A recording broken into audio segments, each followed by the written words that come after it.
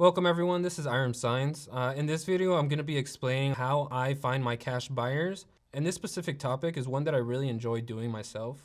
So with that being said, I'm going to go and explain how and where to find the cash buyer. And at the end of the video, I'm going to be explaining on how I actually sell these deals to the end buyer. So make sure you stick till the end so you don't miss out on that. Without further ado, let's get straight into it. So first, where do you find these cash buyers? 4 things that really have worked for me and that I know have worked for many other investors are: number 1, Facebook groups. Number 2 is finding local LLCs of where your property is at. Number 3 is Craigslist ads. And number 4 is real estate meetups. So for number 1, we had Facebook groups. So what you want to do with this is, first, you want to go on Facebook, and in the groups section, you want to click real estate investing, and you can go as specific as putting your town information in that. So real estate investing, Phoenix, Arizona. And this will connect you with a bunch of real estate groups that are out there where a ton of cash buyers, wholesalers, and other people are involved in. And one thing I recommend is just to go and post in as many groups as you can. It could be something as simple as, where are my cash buyers in Phoenix, Arizona? Who's buying in Phoenix, Arizona?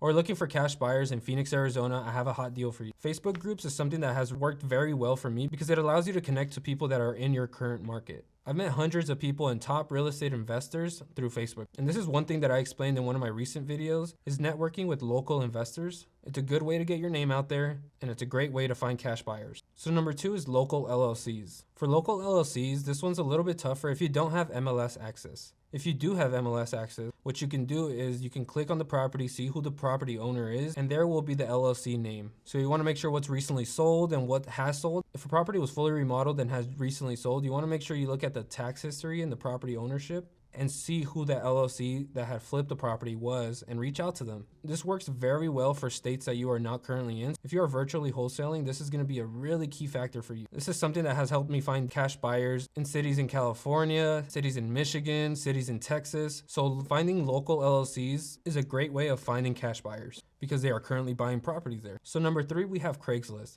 This is something that will take some time to build up a buyer's list, but can work for a lot of people. So what you want to do is you want to go on Craigslist and search up cash buyers or property cash buyers. There you're going to see a ton of ads. Just start messaging people and start connecting. You want to make sure you vet them. You want to make sure that you're getting all their information, make sure they are legit buyers. And I will be getting into specifics on what questions to ask these buyers. So number 4, we have real estate meetups. Real estate meetups are going on all the time. I know it's been tough because of everything that's been going on lately, but real estate meetups are great networking events if you are in the real estate game. You can find these real estate meetups on Facebook. Just check out your local real estate investor groups. You can ask real estate agents and see what kind of groups they are in to see what meetups are going on or if they know any that they would recommend. All right, so let's say that you find the buyer using one of these strategies, and now you need to know how to even talk to the buyer.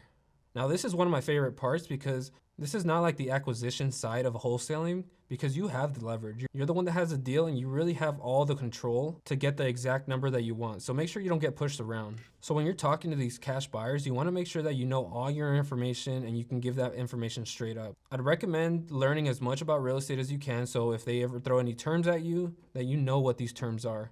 Another great reason to subscribe to my channel, because I am always giving tips. I'm always giving lessons on certain terms that are used in the real estate game. One key thing that you want to do is you want to vet these buyers.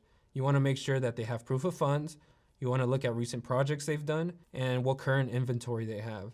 You want to make sure that these aren't just another wholesaler that are trying to double assign your property. You want to make sure that you're maximizing your profits. So if you're able to work direct to buyer, you're going to be able to maximize your profits. So as I mentioned, you want to make sure that you are vetting the buyer, even by searching them up, making sure that they are legit, making sure that they are actually doing things. What I like to do is search them up on Facebook. If they are a legit buyer, they're going to be well known. Everyone in the real estate game knows each other in specific markets. So by searching them up on Facebook, you're going to see who their friends are.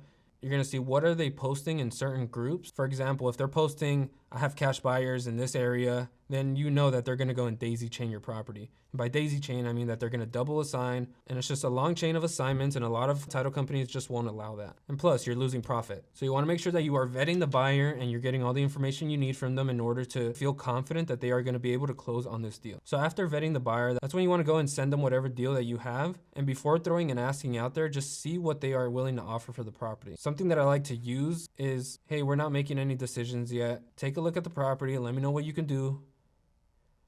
We are taking all offers into consideration. That will allow the buyer to run his numbers and be able to give you his best offer, because most investors are going to be offering their highest and best, and he does not want to miss out on this deal. As I mentioned, you have all the leverage, so make sure you're using it to your advantage. All right, so let's say that you do all these things, you find the buyer, you vet the buyer, you send them the property and they're interested in their numbers, you're able to negotiate a price, and he's paying top dollar for this property, higher than any other investor. What do you do then? That's when you go and assign the property to him. Now, this assignment contract that you are using is not the purchase agreement.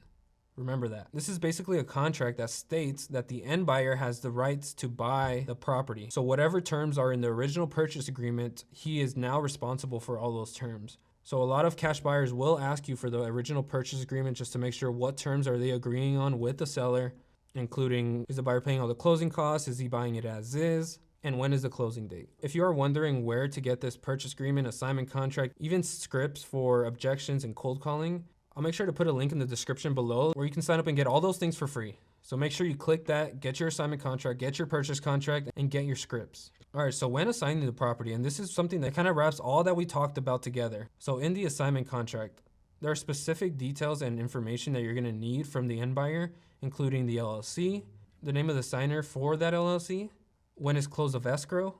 If there are any post possessions, make sure you clear that up and include it into the assignment. Or something that I recommend is using a separate post possession agreement. You also want to negotiate the EMD that the end buyer will be dropping. This is a non-refundable. So if for any reason the end buyer does not perform on his end and it's not your fault, it's not the seller's fault, then you have all rights to keep that EMD. For the EMD, I like to keep it no less than $5,000. And if I'm dealing with the buyer for the first time, I like to keep it around $7,000 to $10,000. And obviously you want to have the sales price. And all this information is going to help you write your assignment contract. In a future video, I'll get into the specifics on how to write up a purchase agreement and an assignment contract. If that's something that you guys want to hear, make sure you guys smash that like button. So guys, that was a quick overview on how I find my cash buyers, how I vet them, and just information that you're going to need in order to assign the property. I hope this video helped you guys a ton. If you guys have any specific questions about this topic, make sure you comment below and I'll be sure to get to those. With that being said, I will see you guys on the next one. Thank you so much for watching. Later, guys.